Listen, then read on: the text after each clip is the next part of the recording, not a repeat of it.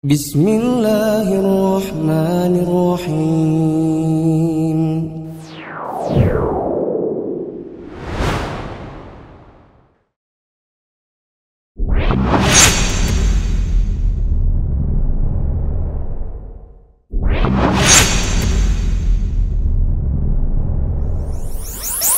Bismillahirrahmanirrahim. Assalamualaikum warahmatullahi wabarakatuh. Waalaikumsalam warahmatullahi wabarakatuh. Alhamdulillahirabbil alamin.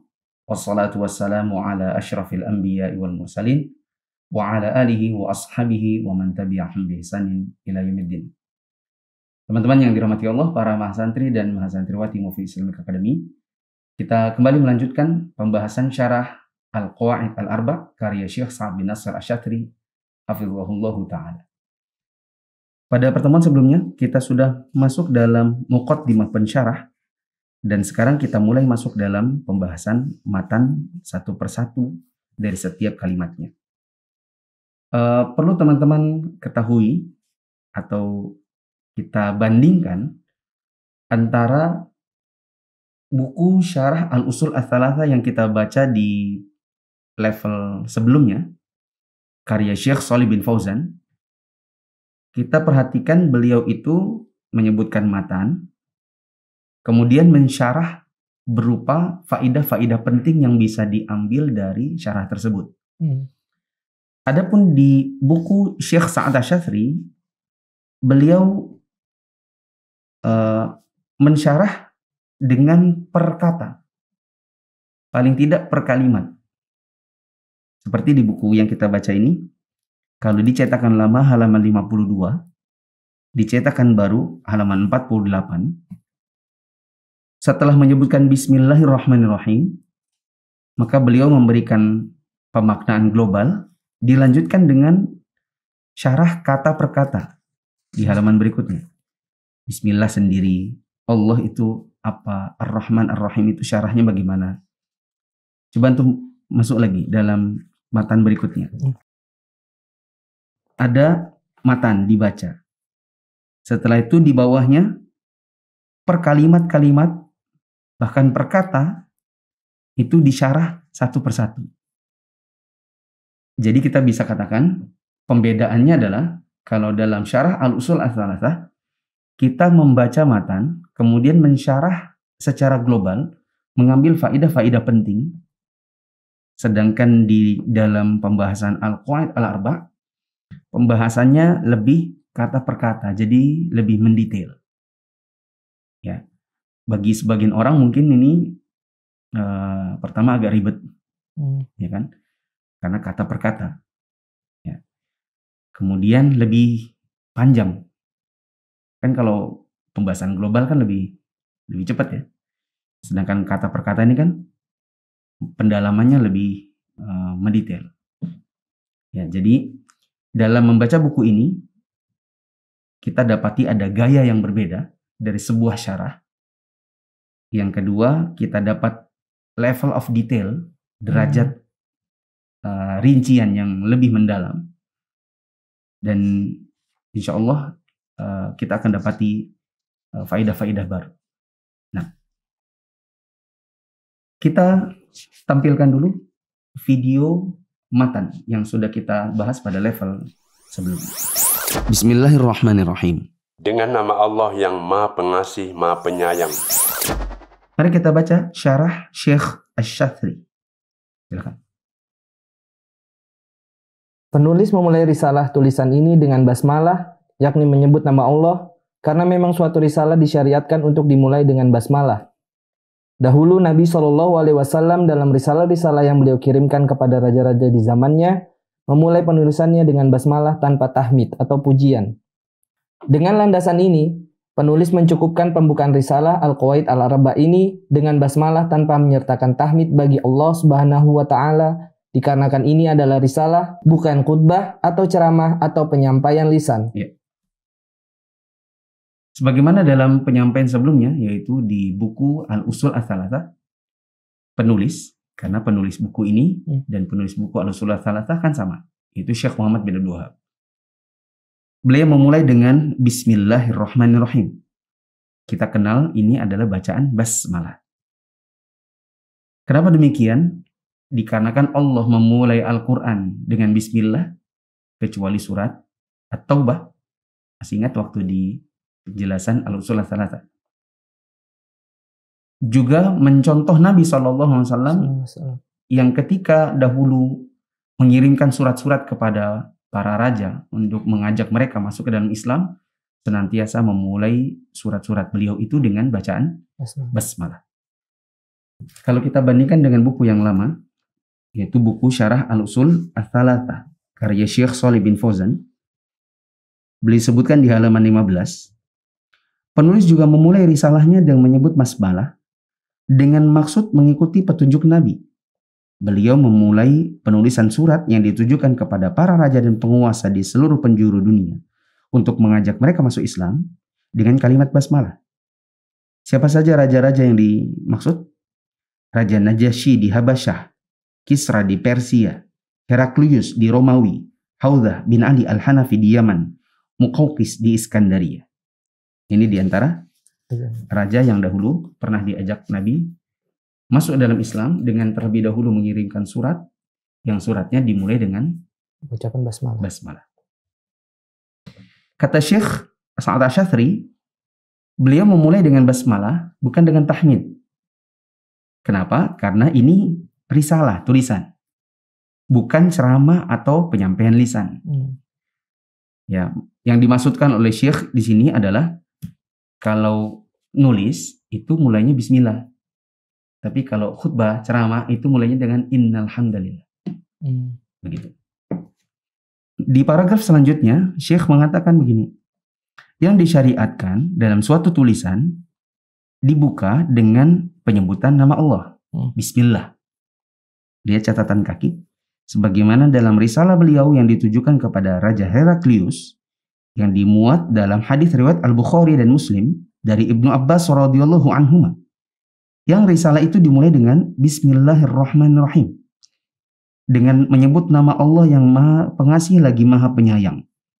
Dari Muhammad, hamba dan utusan Allah, ditujukan kepada Heraklius, pembesar Romawi. Ya. Sedangkan dalam penyampaian lisan dibuka dengan pujian, yakni innal hamdalillah atau alhamdulillahirabbil alamin, alhamdulillahilladzi, selalu ada hamdalah.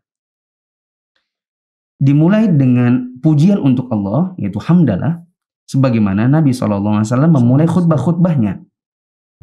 Lihat catatan kaki. Contohnya khutbatul hajah, di mana Nabi memulainya dengan innal hamdalillah. Segala puji hanya bagi Allah. Adapun dalam berbagai buku di zaman sekarang khususnya, sebagian pembukaannya mirip risalah, sebagian lagi mirip khutbah. Sehingga kita lihat sebagian penulis ada yang memulai buku dengan bismillah dan hamdalah dua-duanya. Ya. Sementara itu dalam tulisan ini penulis hanya menjadikan pembukaannya dengan basmalah saja. Ya, tapi wallahu alam intinya kalau mengikuti Nabi itu memulai tulisan dengan bismillah. Tapi kalau penyampaian lisan dengan innal hamdalillah. Di zaman sekarang orang menggabungkan dua-duanya. Ya, wallahu alam, semoga insya Allah boleh. Ya, sebagaimana dalam buku-buku yang kita lihat, ya kan, ada bismillah lalu dimulai dengan khutbatul hajah. Seperti dalam pengantar penulis, dalam pengantar penerjemah, ya, dan itu insya Allah boleh. Halaman selanjutnya, bismillah. Silakan. Bismillah, dengan nama Allah. Ini adalah susunan jar majrur yang menyambung pada suatu kalimat yang dihilangkan, di mana penulis atau orang yang mengucapkannya seakan-akan mengucapkan, aku memohon pertolongan dengan nama Allah. Aku meraih ilmu dari Allah dan aku memohon kepadanya untuk menunjukkanku kepada kebenaran dan kalimat-kalimat semacamnya. Ya, untuk yang sudah belajar bahasa Arab, insya Allah tahu apa itu jar majrur. Ya, tapi ini kita skip saja. Khawatirnya nanti menyulitkan untuk teman-teman yang belum belajar bahasa Arab. Mohon juga doa dari teman-teman semua, mu'alimin, mu'alimat, mahasantri dan mahasantriwati. Semoga kita nanti ke depan ada kelas khusus di luar dari rangkaian Mufid Islamic Academy. Jadi ada akademi yang lain, tapi khusus untuk belajar bahasa Arabnya. Sebagaimana sekarang sudah ada Mufid Tajwid. Materi tajwid tidak kita masukkan dalam Mufid Islamic Academy, tapi dia adalah penunjang, sehingga nanti teman-teman yang baca Qur'annya masih belum terlalu bagus, bisa diarahkan ke arah sana, ya, yaitu Mufid Tajwid. Sedangkan yang baca Qur'annya sudah bagus, dia juga mengikuti MIA, kita arahkan untuk bisa ikut yang bahasa Arab. Lanjut. Nama Allah merupakan perwujudan dari setiap sifat dari semua sifatnya. Karenanya tidak mengapa seseorang menyandingkan permohonannya kepada Allah dengan menggunakan namanya.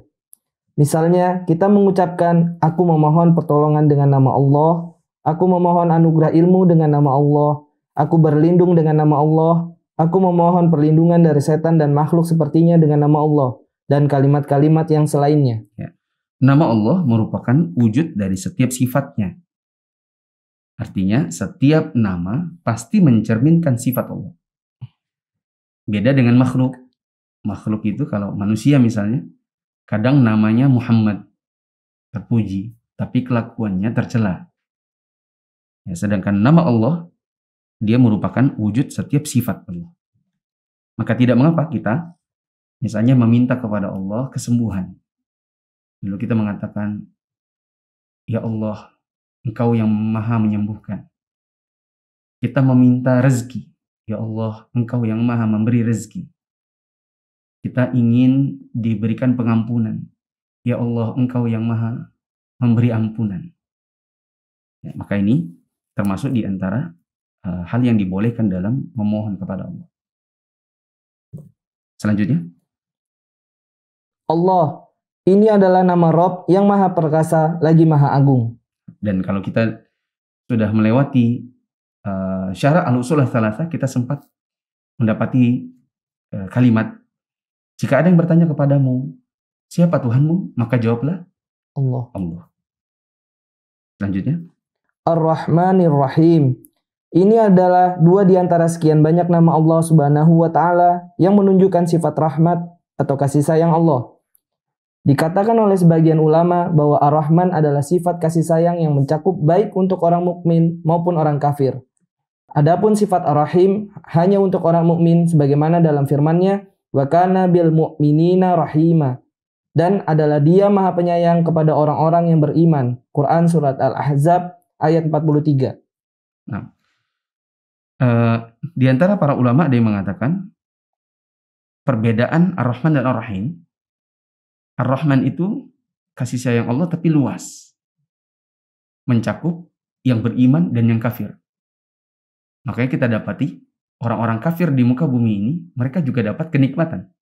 Mereka dapat oksigen, mereka dapat kesehatan, mereka dapat uang bahkan. Banyak dari orang kafir itu yang kaya raya. Ya kan? Sedangkan untuk Ar-Rahim itu hanya kasih sayang Allah khusus untuk orang mukmin. Begitu. Sehingga ada juga sebagian ulama yang mengatakan kita hanya boleh menamakan orang dengan nama Rahim. Atau lebih bagus lagi Abdur Rahim. Adapun Rahman, seringnya kita dapati nama orang, siapa namamu? Rahman. Abdur Rahman. Beda, Rahman saja. Gitu. Rahman saja. Siapa namamu? Rahman. Maka ini tidak boleh. Kenapa? Karena dia tidak bisa mengemban nama ini. Tidak ada orang yang bisa mengemban kasih sayang begitu luas. Yang boleh Abdurrahman, hambanya Ar-Rahman. Jadi kalau manusia boleh Abdurrahman, Abdurrahim, Rahim.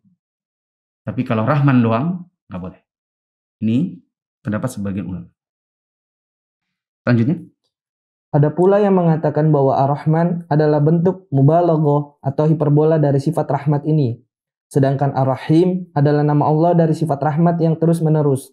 Yang pasti bahwa sifat rahmat merupakan salah satu sifat Allah Subhanahu wa Ta'ala yang telah ditetapkan pada dirinya, di mana Allah mengasihi para hambanya lebih dari kasih mereka kepada diri mereka sendiri. Setelah itu, penulis menuliskan risalah ini dengan doa kepada Allah Subhanahu wa Ta'ala. Nah, selanjutnya kita lihat dulu video matan berikutnya. As'alullahal karima rabbal ashir azim ayyatawallaka fid dunya wal akhirah wa ayyaj'alaka mubarakan aynama kunt. Aku memohon kepada Allah Ta'ala yang maha mulia, Rob yang memiliki arsy yang agung, agar senantiasa membimbingmu di dunia dan akhirat. Berikut adalah syarah Syekh Asy-Syadzili. As'alullahal karim. Aku memohon kepada Allah yang maha mulia. Kalimat ini bermakna aku memohon kepadanya dan meminta darinya. Disematkan nama Allah Al-Karim yang maha mulia karena nama inilah yang sesuai dengan doa yang dipanjatkan penulis. Hal ini dikarenakan seorang hamba apabila dia bertawassul dengan nama-nama Allah dalam doanya, hendaknya memilih nama Allah yang paling sesuai dengan doanya. Jika doa yang dipanjatkan berisi permohonan, maka akan sesuai jika nama yang dipilih adalah Al-Karim. Saat hamba tersebut memanjatkan doanya dan bertawassul dengan nama Robnya. Singkatnya begini, kita kalau berdoa, ya Allah, kita mohon kepada Allah, itu salah satu sunnahnya adalah menyertakan nama Allah yang sesuai. Tadi Ana beri contoh, kalau meminta ampunan, kita bisa bilang, ya Ghaffar, innaka antat tawwab, engkau yang maha menerima taubat, ya kan? Kalau kita minta rezeki, kita bilang ya Razzaq, wahai yang memberi rezeki. Nah, dan nama yang dipakai oleh penulis di sini adalah Al-Karim, yang maha mulia. Selanjutnya, Rabbal Arsyil Azim. Rob yang memiliki arsy yang agung. Maknanya adalah Rob yang memiliki, menguasai dan mengatur arsy tersebut. Arsy adalah salah satu ciptaan Allah Subhanahu wa Ta'ala dan merupakan makhluknya yang terbesar. Ya, arsy itu adalah makhluk Allah yang paling besar. Disebutkan dalam sebuah riwayat bahwa arsy itu dipikul oleh malaikat, yang malaikat ini apabila burung terbang dari telinganya sampai pundaknya membutuhkan waktu 700 tahun untuk baru sampai. Ya. Dalam riwayat yang lain, Nabi sebutkan, meletakkan langit dan bumi di atas kursi Allah itu seperti melemparkan cincin di atas padang pasir. Kursi Allah bila diletakkan di atas arsy, maka seperti meletakkan cincin di atas padang pasir. Ya, kita tidak usah bayangkan seberapa besar. Ya, tidak perlu matematika, cukup beriman bahwa ini adalah makhluk Allah yang paling besar. Namanya arsy, yaitu singgasana. Nah, terus? Karenanya Allah Subhanahu wa Ta'ala mensifatinya dengan kata agung. Ya, karena saking besarnya. Terdapat beberapa nas yang mengaitkan kata Rob dengan arsy ini, semisal doa dalam kesulitan, di mana seorang hamba dituntunkan untuk membaca La ilaha illallah al-azimul halim. La ilaha illallah rabbul arsyil azim. La ilaha illallah rabbus samawati wa rabbul ardi wa rabbul arsyil karim. tidak ada sesembahan yang berhak untuk disembah kecuali Allah yang maha agung lagi maha lembut. Tidak ada sesembahan yang berhak untuk disembah selain Allah, Rabb dari arsy yang agung. Tidak ada sesembahan yang berhak untuk disembah kecuali Allah, Rabb langit, bumi, dan arsy yang mulia. Selanjutnya, ayyatawallaka fid dunya wal akhirah. Agar senantiasa membimbingmu di dunia dan akhirat. Maksudnya, agar Allah membantumu dalam segala urusanmu di dunia dan akhirat. Kalau bukan karena bantuan dari Allah Subhanahu wa Ta'ala, sesungguhnya seseorang hamba akan berada dalam kerugian, kekurangan, dan kelemahan. Jika Allah, Rabb yang maha perkasa lagi maha mulia, membimbing seseorang hamba, maka itu pasti akan menjadi sebab kebahagiaan di dunia dan akhiratnya. Adapun untuk orang yang beriman, maka Allah akan senantiasa memberikan bimbingannya kepada mereka, sebagaimana dalam firman-Nya, Allahu waliyul ladzina amanu yukhrijuhum minadh dhulumati ilan nur. Allah pelindung orang-orang yang beriman. Dia mengeluarkan mereka dari kegelapan atau kekafiran kepada cahaya iman. Quran Surat Al-Baqarah ayat 257. Ya. Kalau kita gabungkan dari awal tadi, penulis mengatakan, saya memohon kepada Allah yang maha mulia. Siapakah Allah yang maha mulia ini? Rabbul Arsyil Azim. Pemilik arsy yang mulia, yang agung. Apa yang dipohonnya? Apa yang diminta oleh penulis? ayatawallaka fid dunya wal akhirah, agar senantiasa membimbingmu di dunia dan di akhirat. Maksudnya adalah agar Allah membimbing kita dalam segala urusan kita, terutama urusan akhirat. Bahkan tidak lepas juga urusan dunia, Allah akan bantu. Seperti kita dimudahkan dalam rezeki, dalam masa-masa sulit, Allah mudahkan kita dapatkan jalan keluar. Ya. Ini yang diminta oleh penulis untuk kita yang membaca dan mempelajari bukunya. Apa kata Syekh Syatri sebagai pensyarah? Kalau bukan karena bantuan Allah, kita ini semuanya lemah. Ya, saya katakan, makanya tidak boleh seseorang itu membanggakan dirinya. Karena apa yang dia punya di dunia itu sejatinya bukan karena dirinya, tetapi karena Allah yang memberikan karunia-Nya.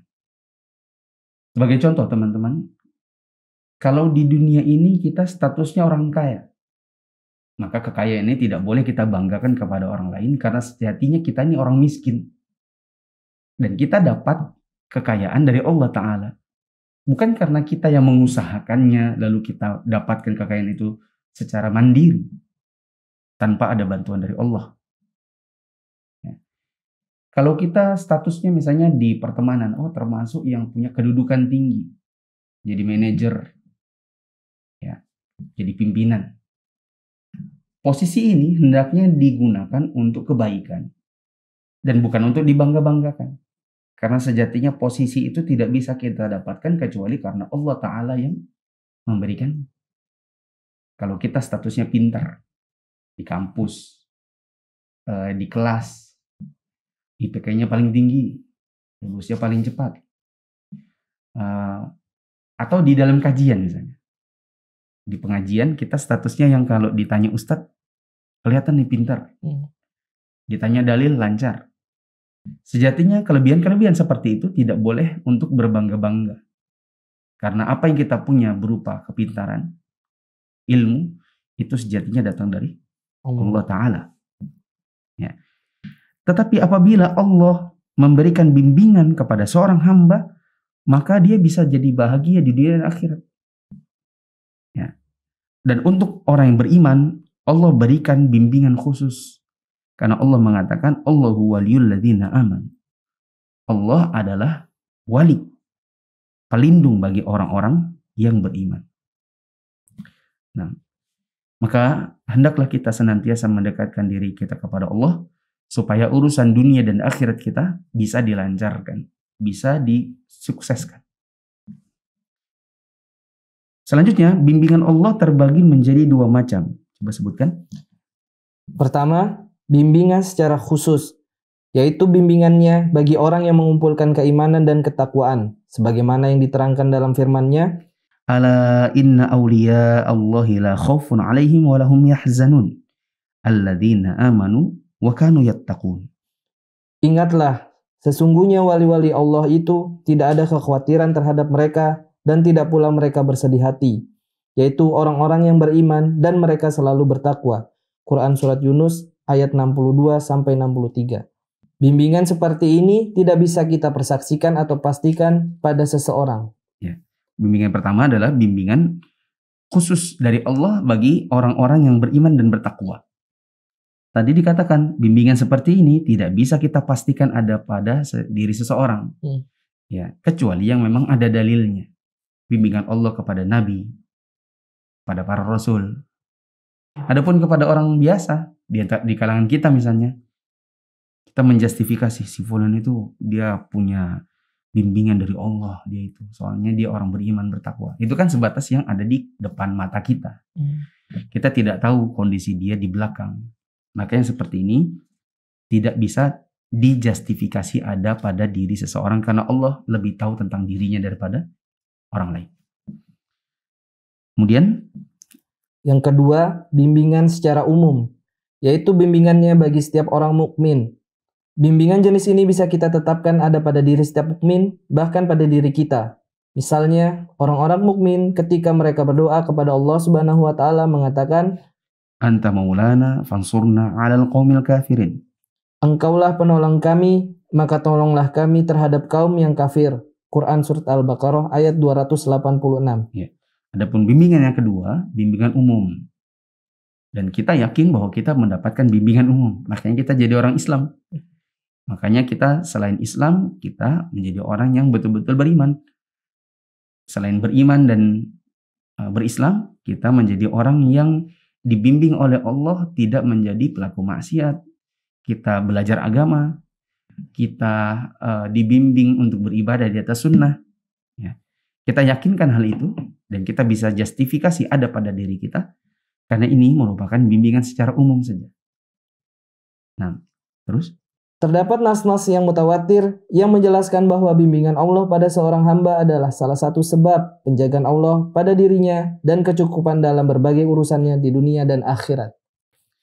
Baik, mungkin ini dulu. Teman-teman yang dirahmati Allah, kita simpulkan apa yang sudah kita pelajari pada hari ini. Di antara sunnah Nabi SAW adalah memulai risalah dengan basmalah. Dan memulai pembicaraan dengan hamdalah. Dan ini dalam rangka mengikuti cara Allah Subhanahu wa Ta'ala dalam memberikan ayat-ayatnya di dalam Al-Quran yang dimulai dengan basmalah, kecuali surat At-Taubah, dan mengikuti Nabi SAW dalam surat-surat beliau kepada para raja yang memulai surat-surat tersebut dengan bismillah. Adapun Nabi SAW dalam pembicaraan beliau seperti dalam khutbatul hajah memulai dengan innal hamdalillah. Ya, kita boleh saja modifikasi dengan alhamdulillahirabbil alamin, alhamdulillahilladzi, yang penting hamdalah. Adapun orang di zaman sekarang mereka menggabungkan basmalah dan hamdalah dan semoga ini tidak mengapa. Bismillah artinya kita memohon pertolongan Allah dengan menyebut nama Allah dalam mengerjakan sesuatu yang baik khususnya. Allah adalah Rabb yang maha perkasa lagi maha agung, yang memiliki sifat Ar-Rahman. Yang Rahman ini artinya adalah sifat maha penyayang yang begitu luas. Bahkan orang kafir pun mendapatkan bagian dari dunia. Adapun Ar-Rahim ini adalah sifat kasih yang terbatas. Ya, ini pada orang mukmin saja. Dan tadi ada faidah. Seseorang boleh menamakan atau dinamakan Abdurrahman, Abdurrahim. Adapun tanpa abdu, yang boleh adalah Ar-Rahim.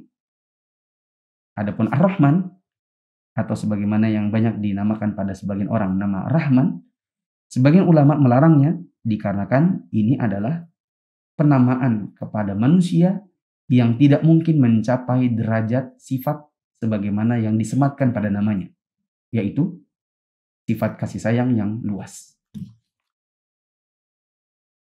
Penulis juga meminta kepada Allah dengan menyebut nama Allah, dan ini termasuk sunnah, yaitu berdoa dengan menyebut nama Allah yang sesuai dengan konten doanya.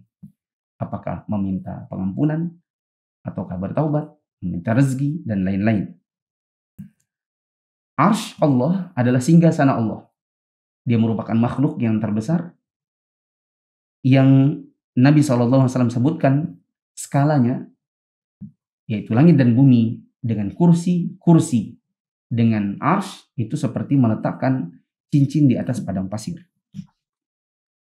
Penulis meminta kepada Allah agar kita yang mempelajari dan membaca buku ini agar diberikan bimbingan di dunia dan di akhirat, yang itu merupakan sebab kebahagiaan dunia dan akhirat.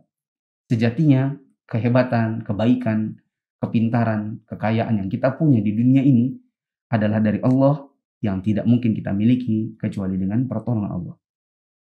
Bimbingan dari Allah itu ada dua. Ada yang khusus, yaitu bagi orang yang mukmin dan bertakwa, dan ini tidak boleh kita pastikan ada pada diri seorang mukmin biasa. Itu ada pada makhluk-makhluk Allah yang khusus, seperti para nabi, para rasul, secara umum pada para sahabat Nabi. Ya. Adapun kepada orang mukmin biasa, ya, maka ini hanya boleh menjustifikasi adanya bimbingan secara umum saja. Bagaimana kita merasa bahwa kita dibimbing oleh Allah sehingga kita menjadi orang yang beriman. Ya, belajar, bukan orang awam. bukan orang mukmin atau muslim yang bermaksiat, ya, yang berhijab, yang mengerjakan salat 5 waktu, dan itu semua adalah bimbingan secara umum.